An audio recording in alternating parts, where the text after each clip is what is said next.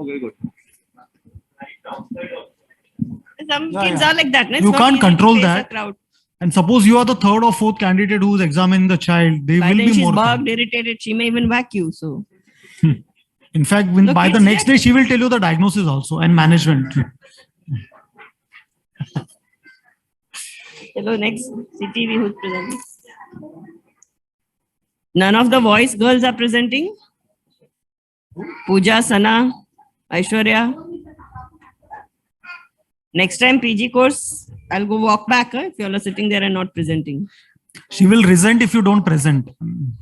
That's what we want. He's good.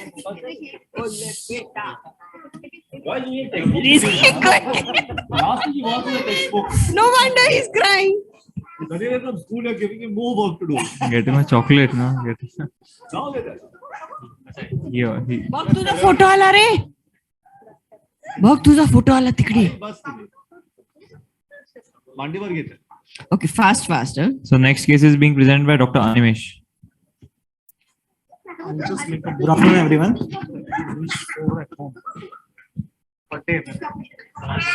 Taral Nagar sir will be leaving us. I request Dr. Sujata Iyer ma'am to please felicitate him with a token of appreciation.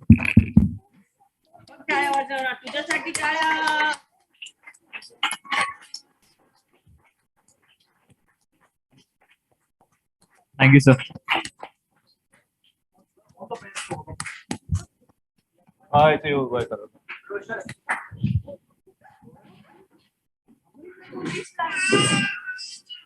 You can start, Animesh. Good afternoon, everyone.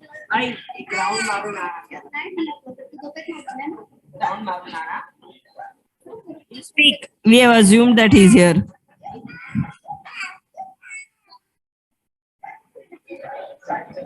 Good afternoon, everyone. I'd like to start with the diagnosis. He's a 4.5-year-old boy with an acquired equinocavevarus deformity of right foot of 2 years duration, most probably secondary to neurological etiology, with extensor hallucis longus, extensor rigidorum longus, and foot evertus weakness, with the parental concern being the deformity and the informing being the mother. I like to start with the history. The patient is Keep it at a short case only. But then if you're saying neurological, what levels are involved? And what do you think is the probable etiology also has to be factored in? Ma'am,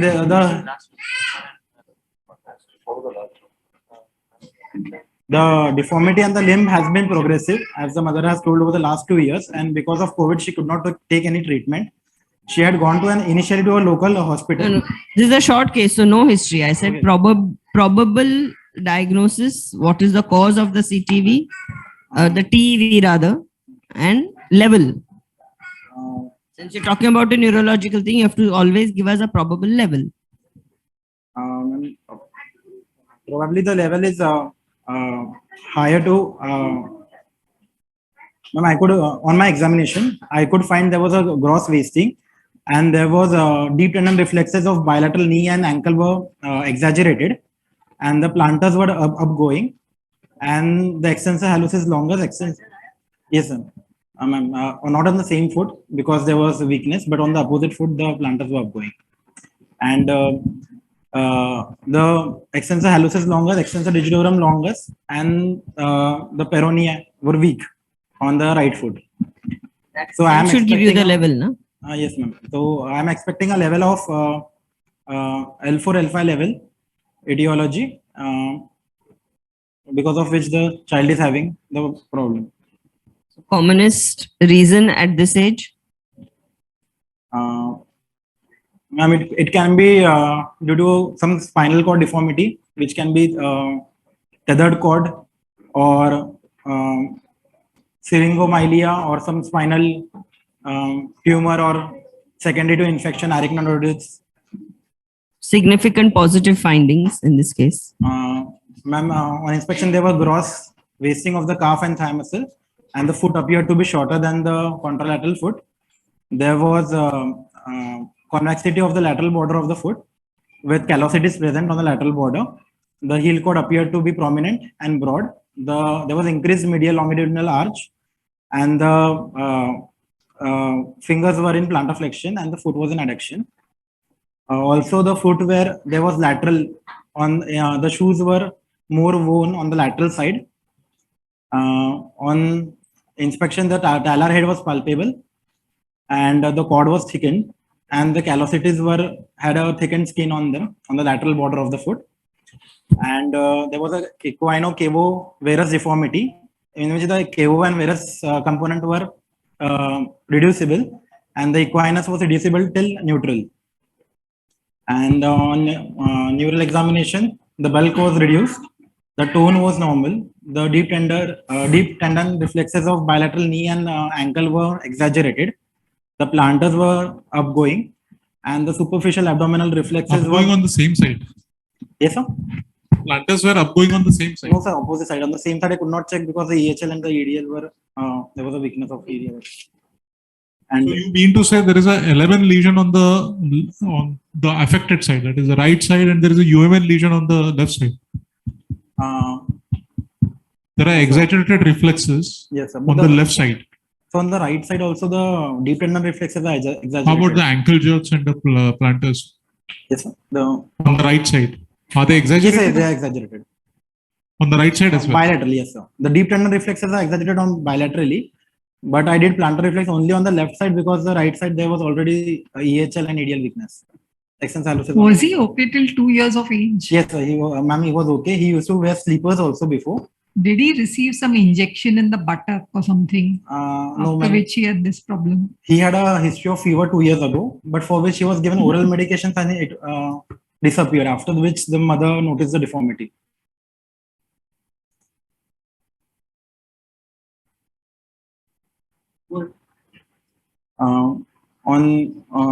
Further, I would think special tests. On active dorsiflexion of the foot, there is supination, which indicates overactive tibialis anterior. And on silver scale test, on flexion of the knee, the equinus is not increasing, which means the If you're telling me this is a neurological TV, you should be doing a full muscle charting, either proximal to distal or distal to proximal. except the involved muscle, the all other. That's you want the examiner to get up and measure each muscle. You should have a format saying 1, 2, 3, 4, 5, 6. Starting from the hip, the right side hip, flexion, extension, adduction, and adduction were normal, and full power was You're telling me Normal is not movements. good terminology. Use grading. No? great. Yes. The neurology of right hip was 5/5 power on flexion, extension, abduction, and adduction. Flexion, extension, abduction, adduction are movements. If you're telling me power, if you talk of flexors, extensors, abductors, adductors.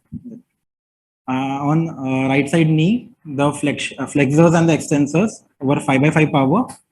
On the right ankle, the dorsiflexion was 5/5 power, but it was more of a supination. On active dorsiflexion, the foot goes into supination rather than a pure dorsiflexion. And the dorsiflexion of ankle on the right side is 5/5 power. The extensors, grade 2 and lesser 2 extensors are 0/5 power. And the flexors have 5/5 power. Can you show it now? He's in a much better Yes, mood. yes. Sit there only and do it.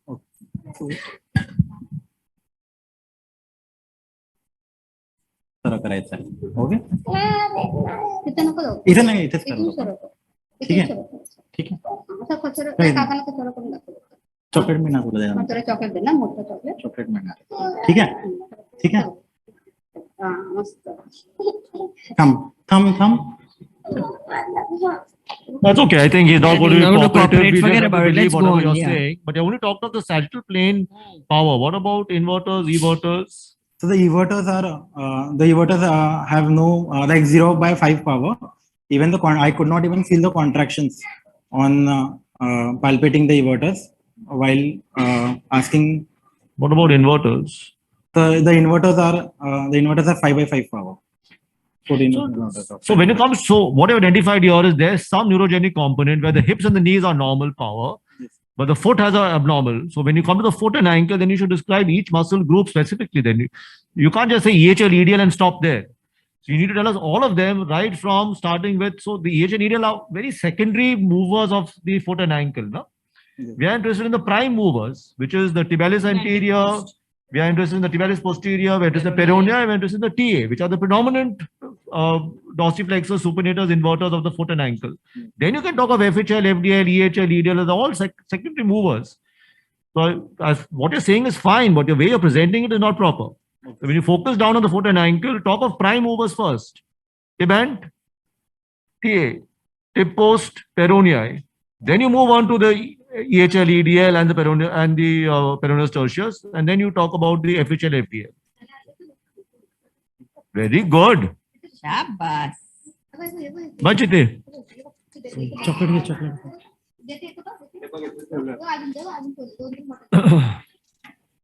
Okay, what else? So that is about, so that's about the power. Yes, sir. So on the sensations were intact throughout. There was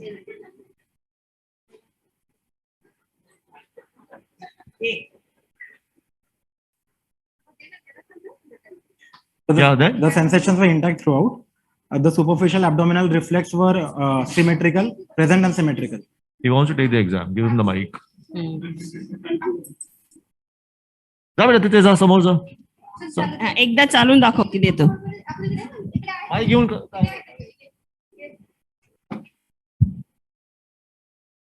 At least that way he's shown the gate now.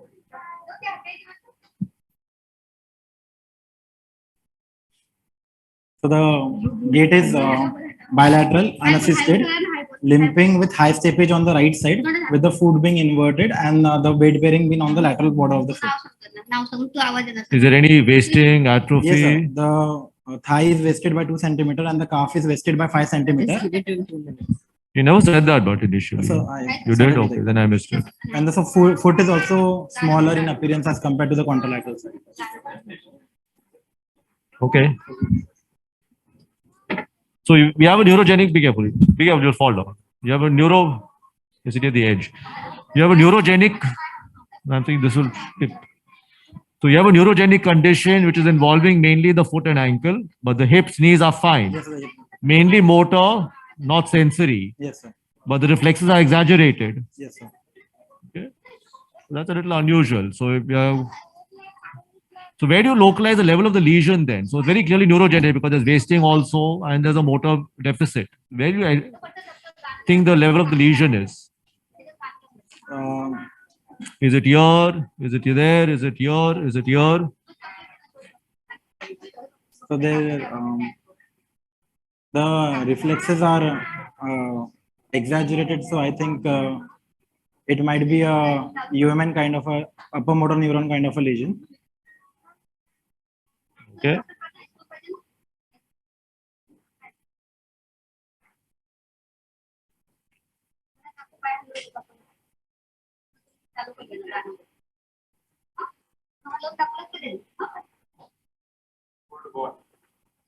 Have you spoken about a spine examination? No, sorry. Huh? I have to speak about it. Huh? I haven't spoken about it yet. So you plan to? Yes, sir. So the contralateral foot, bilateral knee, bilateral hip, and the spine examination is normal. There is no neurocutaneous stigmata present, no deformity of the spine present. And so there are hyperpigmented patches present on bilateral foot, but he has a history of chickenpox 6 months back. Full entertainment. Good. So what do you do next? So I will like to look for the. Give it a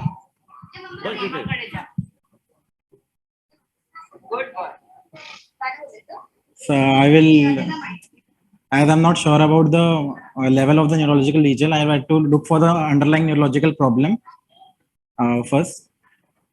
And I would like to get a scanning X-ray of the spine and X-ray of bilateral lower, weight bearing X-ray of bilateral lower limb. So it's very likely that except the spine may not reveal much, yes, unless there's some congenital scoliosis or some very obvious things. But more likely you need some further investigation beyond that. Huh? Yes, I will require an MRI of spine and brain with maybe an supplementary EMG and CV. Okay. Showing a syringe or something. What will you basically want to do for it? Ma'am, as it's a neurogenic problem plus the child Let's talk what are the likely things. So what likely things you think there are? from head to toe, it can be cerebral palsy, it can be some Friedreich's ataxia, spinal cord lesions, Okay. spinal cord tumors, some post-infective arachnoiditis, or tethered cord syndrome, or spinal diffrachism, or some neuropathy or myopathy. Good. So that is the DD. Most likely tethered cord. Most likely the neurosurgeon says, I'm not going to operate now. Now what? What will you do as an orthopedic surgeon? Ma'am, right now the deformity is flexible. So I'll want to correct it now by soft tissue procedures. And because if it becomes fixed, then I'll have to, it will be harder to correct. So this is a completely correctable deformity right now. So this sir, the Equino Varus, all of it Cavo- is. Cavo Varus are correctable, and the Equinus is correctable to neutral. So you want to operate. You don't want to give any conservative trial.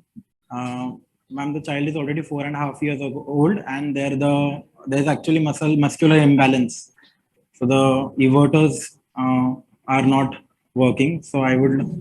No, so tell me about the fixed deformity. Fixed deformity wise, what does this child have? Cavus? So he has a Equino Cavo Varus No, deformity. so break it up now. So obviously we need to break up. So Yes, we need sir. to break up because there's a forefoot, there's a midfoot, there's a hindfoot. So we need to break up that deformity for our understanding. Not that the foot functions that way. The foot functions as a whole. Yes. But we all understand that we need to break up the deformity for our understanding and for our treatment point of view. So what components are fixed and what are flexible in this child? Or is it completely flexible? So it is completely Okay. flexible. What are the components that this child has? Equinus, Cavus, Okay. and Varus. Okay. Varus. There's no adductors. These are adductors. There's no varus. So Varus. So there's cave. Yes. So this, say that. Huh? So there's an Equino Cavo Varus. So there's cave, there's cavus, there's adductors, there's varus, there's Equinus. Yes. Two of them in the forefoot, midfoot, two of them in the hindfoot. Yes. Which of these are flexible? Which of them are fixed? Cave. C. Cavus is flexible. Okay. Adductors is flexible. So that means it only appears to be cavus, but actually you're able to correct the forefoot fully. Yes. There's no residual tightness in the plantar fascia. It's a normal looking arch compared to the opposite side. That's the meaning of flexible. So on applying force, it is. Whatever you found, I'm not doubting you. I'm just asking you. Yes, sir, Because it's very unusual for a cavus to be flexible. Most cavus very quickly become fixed. So Especially if you the can child has been walking on it. if you can assure me that it only appears to be cavus, but the minute you apply pressure on the first metatarsal, it goes up. When you do the Jack's up toe test, there is no increase in the cavus. The foot looks the same as the opposite side the minute you lift the first metatarsal up. If that's what you're telling me, then that's flexible, which I doubt because most cavus very quickly becomes fixed. So that's cavus. Adductors? Adductors is correctable to around 20 to 30 degree of adduction. Adduction. Yes. Abduction. It is correctable to. How much abduction does you have on the opposite side? So Because we always compare the opposite side. There's no fixed value. You can have a very ligament lax child who can give you 50 degrees of abduction. You can have a very stiff child who gives you barely 15 degrees of abduction. So it's always comparison with the opposite side, isn't it? So is it exactly the same as the opposite side? Are you able to get that deformity looking like the normal foot, assuming that that foot is normal? it is correctable to the. Fine. So why hesitant? I mean, you're examined. See, we can't examine the child because he's cranky. You have examined. You be sure what you're saying. Yes, So there's no fixed. You feel there's no fixed cavus. There's no fixed adductors. Coming to the hind foot. Varus. I have done a Coleman block test, and the virus is correctable to 5 degree of valgus. Okay. Yes, sir. And And sir, The equinus is only correctable till neutral. So there's a fixed deformity Fixed there. deformity. So as far as cavus you feel there's nothing. Adductus is correctable and flexible. Varus is correctable. All that you're left is with equinus. Yes, sir. Okay. Of plantigrade. Yes, sir. How much of normal we should get? So normally around 20 degree of dorsiflexion should be possible. 20 of dorsiflexion you can't squat. I'm sure you have more than that. Yeah.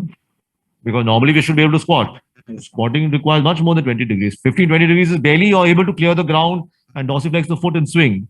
So you obviously might need much more than that if we squat. So 20 degrees is not sufficient. So how much is normal angle dorsiflexion? So 40 to 50 degree of dorsiflexion. 30 to 40 degrees, at least the bare minimum. No? You need at least 30 degrees to squat. That's the first thing. If you are more, even better. But that's the normal. So he's got a significant problem there as far as the equinus is concerned. So then what is your plan?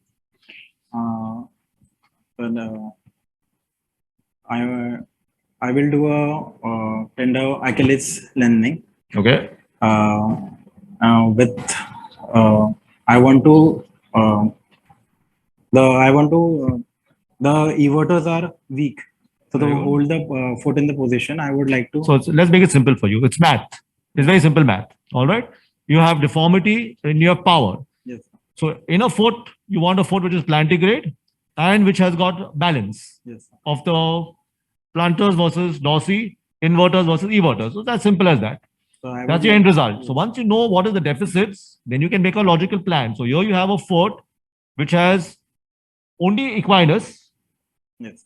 which is up to plantigrade, and power-wise, Everters are weaker. inverters are zero. Yes, zeros. So not weaker, it's zero. Zero. Inverters Inverters are no. are 5. Yes. So you have imbalance straight away there between the inverters and everters. Dorsiflexors, plantar flexors. Dorsiflexion is the You only said 5 at the beginning. Tibialis anterior is working. Okay. It is 5. Yes. Plantar flexors Plantar flexors are so fine.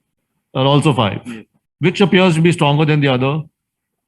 But the plantar flexors are stronger than Because he's got an dorsiflexors. equinus. So Yes. obviously there's some subtle imbalance. It can't be 5-5 because then it cannot cause an equinus. So obviously one must be 4 plus or 1. Although I hate using those plus and minus things, but there is a subtle difference between the plantar flexors and dorsiflexors, but not significantly so. Yes. Good. So now we have a plan in place. Besides looking at the etiology and coming at what the etiology is, that's one track that we're working on to investigate etiology wise. Because if we can have a solvable problem there, we should solve it. If there's a tethered cord, we need to release it. If it's significantly tethered. If there is something which is causing a cord problem which is treatable, we should treat it. So we are working on 2 tracks, an orthopedic point of view and the neurology point of view. Both are equally important to us because there's no point if there's a treatable condition to ignore that because it's going to recur the foot again. So if something treatable, we need to work on it. Not treatable, we forget about it. Then we work on the foot only. Yes. So we're working on 2 tracks here. So that's clear there. Now here for the foot. So for the foot, I would like to do first correction of tendo Achilles, and to correct the imbalance, I would like to do tendon transfer. For the everters, I like to do a split anterior tibialis tendon transfer, where I can split the tendon and connect it to the peroneus brevis tendon, or drill a hole and put it through cuboidal lateral cuneiform. Yeah. And for the But you still now have a grade 5 tib post and you have a grade 0. When you split your tib band, you're going to share power. Yes. So there's going to probably be a 2 or a 3. So you still have an imbalance. yes. So how do you plan to change that? So you have 5. See, it's all math. It's 5 and here's 2. Yes. You're still not happy. It's better than 0, but it's still 2. So what do we do? I can do some posterior tibialis tendon lengthening, Mhm. or I can do a split tendon transfer of posterior tibialis tendon also. Okay. So what is your final prescription? So you're going along the right line. See, if you think it out, neither I have an answer nor do you have. But if you think the process out, it's math. Yes, sir. Yeah. So I'll so the procedure I'll go forward with will be a tendo Achilles lengthening with a tibia split tendon transfer of tibialis anterior, and a posterior tibialis tendon lengthening or a split tendon transfer of posterior tibialis tendon. That's a good plan, I think. So you need to weaken something on the medial side. You need to strengthen something on the lateral side because there's no balance otherwise. So either you can do a frost lengthening of the tib post to weaken that, But if you have a functioning motor, I would rather transfer it. And we don't want to transfer the whole motor, obviously. So a split tip post is not a bad idea at all. And then you may want to combine the split tip band also, because you've got an excessive supination also. There's 4-foot supination and a varus. Yes. All right. Or you may choose to transfer the entire tib band to the dorsum and make it into a pure dorsiflexor. Because sometimes if you split the tib band and split the tip post both, you may land up in more problems. So to me, at least, it makes sense to do a split tip post to the peroneus and shift the whole tib band laterally, not to the peroneus, but to the dorsum. So to convert that supinator in just to a dorsiflexor. Yes. Okay, so that at least, of course, everyone may have a different opinion. Ultimately, it's simple. You want to balance. You have to balance this versus this, that. So once you get the balance right, it's fine. But But why remember not? that you still want to splint it afterwards, because you now got a foot which is not perfect. And we know that the chance of recurrence is still high, because I don't think math is so good that you can make things absolutely perfect. Yeah. So you will have a subtle imbalance still. So these are the children who will need a splint even afterwards to prevent a recurrence. But I agree with whatever you're saying, that there's no fixed deformity, which we are taking your word for it, which I don't believe, frankly, because I'm sure there would be. All the findings were different. I'm sure there will be some fixed caves, in which case, doing a plantar fascia release is a good idea to get the foot out before it starts becoming severe and bony. Because those are hard to correct then. Then you need a bony surgery to correct a bony caves. But if it's a soft tissue caves, getting a tib band, getting a release of the plantar flexors is fine. For the TA, we have to consider whether you want to do a formal lengthening or whether you just want to do a tenotomy, like a partial. Because a formal lengthening sometimes, just to get from neutral to 30 degrees, is not worth it sometimes. It causes a large scar. It weakens the TA, which is a very important muscle for propulsion. 50% of our propulsive force is from the TA. So why do you want to weaken that? So I'd rather do a 3-cut procedure, because all you want to get is from neutral to 20 degrees or so. We're really not interested in 30, because we're not interested in squatting. We're interested in clearing the ground. That's the first prerequisite. If you had a 30 degrees equinus deformity, I would agree with your plan of doing a TA lengthening. Okay. But with a 0-degree deformity, which is a plantigrade foot already, I don't want to weaken that the TA so much. So I can just do a simple 3-step procedure percutaneously and just get the 20 degrees more of dorsiflexion. So you want to balance correction with power. You don't honestly weaken. We know the more you operate, the more you weaken muscles. So the lesser we do, the better. Why not conservative treatment? Why not serial plastering and then just percute or tenotomies? You directly wanted to do open. So, ma'am, because there's a neurological component, so even after we have So, corrected. when has that ever stopped anybody from serial plastering?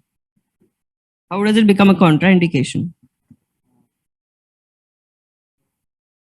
Because there's no fixed deformity should be our answer. If there's no fixed deformity, what is casting going to do? No? So casting is not going to work on a flexible imbalance. It's a muscle You imbalance. have So to if you have defend your things with reasons. if there's a static deformity combined with a dynamic, of course I want to cast, because I want to correct a static deformity. So every deformity can be static, dynamic, or mixed. Okay, most of them have a mixed pattern. It's very rare to have a completely dynamic deformity or a completely static deformity. So if you have even a slight amount of static component, there is no harm with casting to correct the static deformity. But if there isn't and it's entirely flexible and it's just a muscle imbalance issue, casting is not going to achieve anything much at all. Then you straight away go ahead with your tendon transfers and balance the foot, because that's the only issue there. So I think if you think logically through a case like this, it's quite good. What if this was completely rigid and you don't want to plaster, you don't want to operate still? Is there another way of giving you a slow correction? Yes, ma'am, we can go with Elizaro and do. That 4-year-old child, why Elizaro? Isn't there an Indian method? Yes. See, all examiners will know it. So you have to CTV, all forms of CTV, which one to apply where, you should know, and you should be able to immediately give the indication for it. Good. So next. So I think I'm glad you identified the neurogenic part of it, which is very crucial. I think our thought process is good. That's a good presentation.